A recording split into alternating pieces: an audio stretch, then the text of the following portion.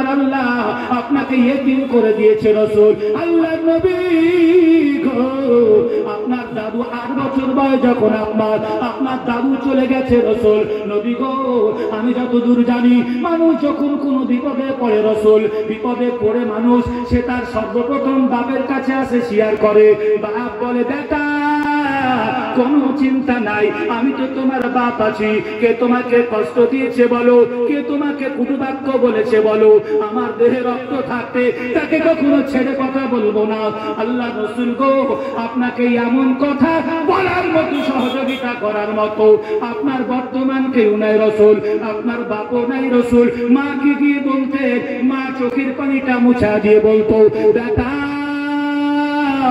আমি যে তোমার মা, আমি এখনো বেঁচে আছি রে বেটা, আমি বেঁচে আছি, তোমার জন্য দোয়া করি বেটা, আল্লাহ তোমার কোনো ক্ষতি করতে পারবে না।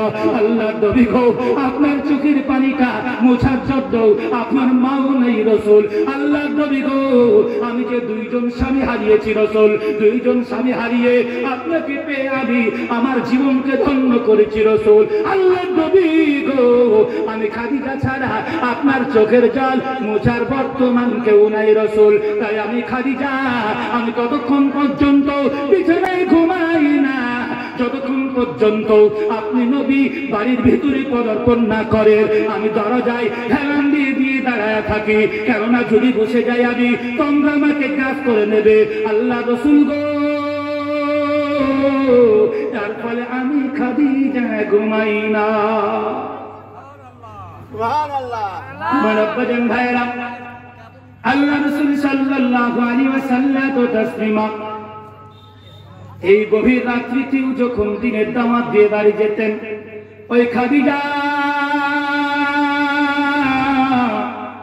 রাদিয়াল্লাহু তাআলা আনহা আল্লাহ রাসূলের জীবন সঙ্গিনী। নবীজি আমার বলেন, আমার খাদিজা যদি আজও বেঁচে থাকতো আমি নবীজি তুই একটাও বিয়ে করতাম না। কে বলছেন? কে বলছেন? শোনা হচ্ছে না? নবীজি বলছেন, আমি নবীজি একটা দ্বিতীয় বিয়ে আর করতাম না। খাদিজা হচ্ছে আমার জীবনের খোরাক। ওই খাদিজাতুল কুবরা রাদিয়াল্লাহু তাআলা আনহা অসুখে আক্রান্ত যখন হলেন, প্রিয় রাসূল সাল্লাল্লাহু আলাইহি ওয়াসাল্লাম তো তাসলিমাকে কাছে ডাকলেন, নবী গো, আমার সময়কালটা বড় ভালো যাচ্ছে না। আল্লাহ রাসূল গো, নবীজি যখন কাছে গেলেন, আম্মা জান খাদিজাতুল কুবরা রাদিয়াল্লাহু তাআলা আনহা ছলছল চোখে আল্লাহ রাসূলের দিকে ফেল করে তাকায়া বলে, ইয়া রাসূলুল্লাহ, নবী গো, আমার শরীরের কন্ডিশন বড় ভালো নাই, আমার শরীরের অবস্থা বড় ভালো নাই রাসূল। হতে পারে কিছু সময়ের মধ্যে আপনাকে বিয়োগ দিয়ে রাসূল চিরতরের মতো আমি বিদায় দেব। আল্লাহ রাসূল গো, আমি আপনার দিয়েছে রাসূল, নবী গো, আমি কোনদিন কোন জিনিসের জন্য আপনার কাছে বাইনা ধরিনি। আল্লাহর নবী গো, তবে আজকের আমি দুটি জিনিস আপনার কাছে চাইবো। নবী গো, আমি যখন দুনিয়া থেকে চলে যাব, আল্লাহ রাসূল আপনি আমার কাফনের ব্যবস্থাপনা করবেন। আল্লাহর নবী আপনি বলেন, কোন দোকানের আমার জন্য কাফন আসবে রাসূল? নবীজি বলেন, খাদিজা বলো, কোন দোকানের তোমার কাফন চাই রে খাদিজা?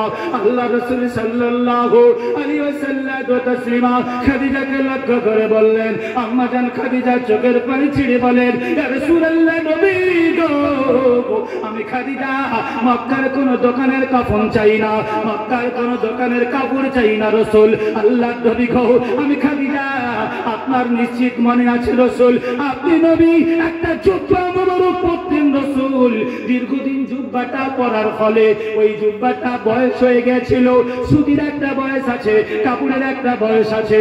বয়স যখন হয়েছিল, যার ফলে আর সেই যে জুব্বাটা পরার মতো পরিস্থিতি থাকেনি, জায়গা জায়গা ফেটে গেছে, জায়গা জায়গা ছিঁড়ে গেছে রাসূল। আমি খাদিজা নিজ হস্ত দিয়ে ওই জায়গাগুলিকে আমি সেলাই করে দিয়েছি রাসূল। তারপরও যখন সেলাইয়ের উপরে সেলাই আর সেলাইয়ের উপরে সেলাই থাকেনি রাসূল, অন্য জায়গার কাপড় কেটে এনে আমি খাদিজা ওই জায়গায় কাপড় লাগা দিয়েছি। আল্লাহর নবী গো, কাপড়ের উপরে কাপড়ও যখন থাকেনি, পট্টির উপরে পট্টিও থাকেনি, আল্লাহর নবী গো, আপনি নবী সেই জুব্বা মুবারকটাকে আপনি পরা ছেড়ে দিয়েছেন। আমি খাদিজা নিজ হস্ত দিয়ে কেচে সেটাকে ঘরের ভিতরে আমি তুলে রেখেছি রাসূল। আল্লাহর নবী গো, আমি খাদিজা দোকানের কোনো কাফন চাই না রসুল।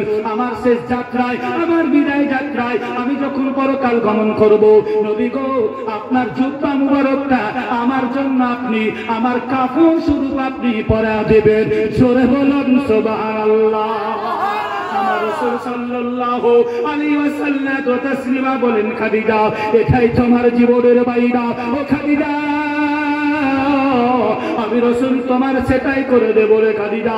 তারপর আম্মা জান খাদিজাতুল কুবরা রাদিয়াল্লাহু তাআলা আনহা চোখের পানি ছেড়ে বলেন, ইয়া রাসূলুল্লাহ, নবী গো, আল্লাহর নবী গো, আমি যেদিন থেকে আপনাকে বিয়ে করে আপনার ঘরে গৃহিণী হয়ে এসেছি রাসূল, আপনার বাড়িতে এসেছি, আমি খাদিজা কোনদিন একা বিছানায় ঘুমাইনি।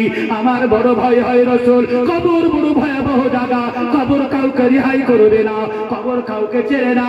একমাত্র যারা আমল আছে রাসূল, একমাত্র ইমানদার ব্যক্তি ছাড়া কবর কাউকে রেহাই করবে না। নবী গো ওই কবরের কথা মনে পড়ে আমার তো বড় ত্রাস হয় রাসূল, আমার তো বড় ভয় হয় রাসূল। আপনি কথাতে যতক্ষণ পর্যন্ত আমার মাপের সংবাদ আপনার কানে না পৌঁছাবে রাসূল, আপনি ততক্ষণ পর্যন্ত আমার কবরের পাশ ছাড়বেন না। আল্লাহ, কে বলছেন? কে বলছেন বলেন? আম্মা জান খাদিজাতুল কুবরা রাদিয়াল্লাহু তাআলা আনহা। আল্লাহ রাসূলের জীবন সঙ্গীদেরকে বলা হয় উম্মাহাতুল মুমিনিন। তিনারা আমাদের সকলের জন্য মা, বিশ্বের মুমিন মুমিনাতের সকলের জন্য মা হচ্ছেন তারা। ও মুসলমান, একটু মন দিয়ে শুনি, খুব ভালো করে শুনি। আল্লাহ রাসূল সাল্লাল্লাহু আলাইহি ওয়াসাল্লাম তো তাসলিমা বললেন, খাদিজা তাই হবে, খাদিজা তুমি যেটা বললে সেটাই হবে। আমি রাসূল সাল্লাল্লাহু আলাইহি ওয়াসাল্লাম ততক্ষণ পর্যন্ত তোমার কবর ছেড়ে আসবো না, আমি যতক্ষণ পর্যন্ত খবর আমার কাছে না আসবে।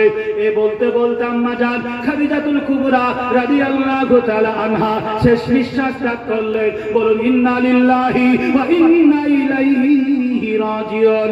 আল্লাহ রাসূল সাল্লাল্লাহু আলাইহি ওয়াসাল্লাম তাসলিমা মেয়েদেরকে বললেন, বিটি যাও তোমরা তোমার মায়ের গোসল করে দাও। কনিষ্ঠা কন্যা ফাতিমাকে বললেন, বিটি যাও তোমার মায়ের কাফনের ব্যবস্থাপনা করো। ঘরের ভেতরে যাও, ঘরের ভিতরে গিয়ে দেখো একটা জুব্বা রাখা আছে, অমুক স্থানে রাখা আছে, ওই জুব্বাটাই হচ্ছে তোমার মায়ের কাফন, ওটাই তোমার মায়ের পোশাক। ওই পোশাকটা নিয়ে গিয়ে তুমি পরায়া দাও। আম্মা জান ফাতিমাতুজ জোহরা রাদিয়াল্লাহু তাআলা আনহা যখন ঘরের ভিতরে প্রবেশ করলেন, ঘরের ভিতরে প্রবেশ করে ওই জুব্বা মুবারকটা হাতে নিলেন। হাতে নিয়ে এসে যখন প্রকাশ্য দিবালোকে যখন আসলেন, দিনের আলোতে যখন আসলেন, এই সেই জুব্বা দেখে তিনি ঝরঝর ঝরঝর করে কাঁদতে শুরু করলেন। আসমানের দিকে চেয়ে চেয়ে তাকায় আর আল্লাহকে বারবার করে সাক্ষী করে করে বলে, আল্লাহ একবার তাকাও মাবুদ গো, আমার মা মক্কার বুকের সব থেকে বড় ধনী মহিলা ছিল রে আমার আল্লাহ। আমার মা ইচ্ছা করলে মক্কার বুকের দামি কাপড় কিনে পড়তে পারতেন, কিন্তু না, আমার মা আজকের শেষ যাত্রায় একটা ছিঁড়া ফাটা জুব্বা মুবারক আমার মায়ের ছুটছে। এই করে যখন তিনি অজায় নয় রে কাঁদছিলেন, আমার আল্লাহ বলে, জিবরাইল রে তাড়াতাড়ি করে তুমি দুনিয়ার মাঝে যাও রে জিবরাইল। আমি আল্লাহ সুবহানাহু তাআলা আম্মা জান, আমি আল্লাহ সুবহানাহু তাআলা জান্নাতের সরদারিনী, জান্নাতের খাতুনি ফাতিমাতুজ জোহরা রাদিয়াল্লাহু তাআলা আনহা, আমি আল্লাহর কান্না সহ্য করতে পারি না। তুমি দুনিয়ার মাঝে যাও আর জান্নাতি পোশাক নিয়ে যাও, গিয়ে খাদিজাতুল কুবরা রাদিয়াল্লাহু তাআলা আনহা পোশাক পরিহিত করার, তাকে জান্নাতি পোশাক পরিধান করার ব্যবস্থাপনা করে দাও। তিনি যখন জিবরিল আমিন আলাইহিস সালাতু তাসলিমা দুনিয়ার মাঝে আসলেন, আম্মা জান খাদিজাও মায়ের দিকে যখন মায়ের ঘরে যখন গেলেন, ছলো ছলো নয়নে ঝরঝর পানি নিয়ে তিনি আল্লাহ রাসূল সাল্লাল্লাহু আলাইহি ওয়াসাল্লাম তাসলিমা সব দেখছেন। আম্মা জান ফাতিমাতুজ জোহরা রাদিয়াল্লাহু তাআলা আনহা কেন কাঁদছেন, কিসের জন্য কাঁদছেন, তিনি সব অবলোকন করছেন। তিনি যখন মায়ের কাছে যখন গেলেন, মায়ের কাছে গিয়ে দেখছেন মা তার পূর্বে থেকে মা তার জান্নাতি পোশাক পরিহিত অবস্থায় শুয়ে আছে। জোরে বলুন সুবহানাল্লাহ। নারে তাকবীর, নারে তাকবীর। আব্বাজান ভাইয়েরা, আল্লাহ রাসূল সাল্লাল্লাহু আলাইহি ওয়াসাল্লাম তাসলিমা মা ফাতিমাকে লক্ষ্য করে বললেন, ইয়া ফাতিমা তাআলা হুনা, ফাতিমা গো, ও ফাতিমা তুমি আমার দিকে এসো বেটি। তিনি যখন আল্লাহ রাসূল সাল্লাল্লাহু আলাইহি ওয়াসাল্লাম তাসলিমার দিকে গেলেন, নবীজি বললেন, ফাতিমা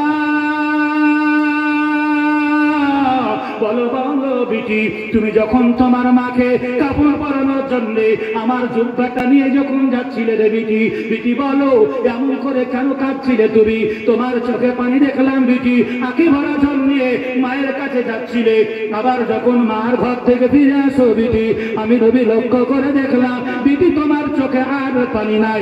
বিষয়টা একটু শোনাবে। আম্মাজান ফাতিমা চোখের পানি ছেড়ে বলেন, ইয়া রাসূলুল্লাহ, আল্লাহর নবী গো, আমার মা মক্কার বুকের সব থেকে বড় ধনী মহিলা, আল্লাহর নবী গো, আমি ওই জুব্বা মুবারকটা দেখে আর আমি চোখের পানি ধরে রাখতে পারিনি রাসূল। আল্লাহ রাসূল বলে, ও বিটি তুমি কি জুব্বা মুবারক সম্পর্কে কিছু জানো? ওই জুব্বা সম্পর্কে কি কিছু তোমার ধ্যান ধারণা আছে রে বিটি? তুমি জানো না? তোমার মা জানতেন ওই জুব্বার কত বড় গুরুত্ব।